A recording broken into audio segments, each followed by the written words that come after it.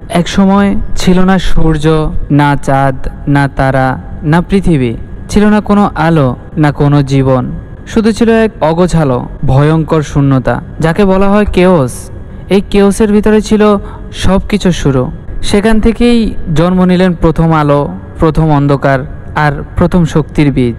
কেওসের বুক থেকে বেরিয়ে এলো গাইয়া। তিনি হলেন পৃথিবীর মা। তিনি ছিলেন শান্ত, বিস্তীর্ণ আর কোমল, যেন প্রকৃতির আলিঙ্গন। তার বুকের ভিতর ছিল সব জীবনের বীজ। গাইয়া জন্ম দিলেন উরেনাসকে। উরেনাস হলেন আকাশের দেবতা।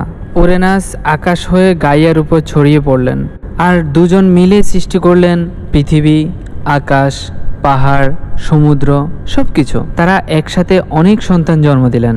প্রথমে এলো 12 জন টাইটান, যারা ছিল শক্তিশালী ও সুন্দর। তারপর এলো 3 জন সাইক্লোপস, যাদের কপালে একটি মাত্র চোখ। আর শেষে এলো 3 জন হেকাটন কাইরেস, যাদের ছিল 100 হাত আর 50 মাথা। কিন্তু উরেনাস ভয় পেতে লাগলেন। তিনি ভাবলেন, এরা বড় হলে আমাকে হারিয়ে দেবে।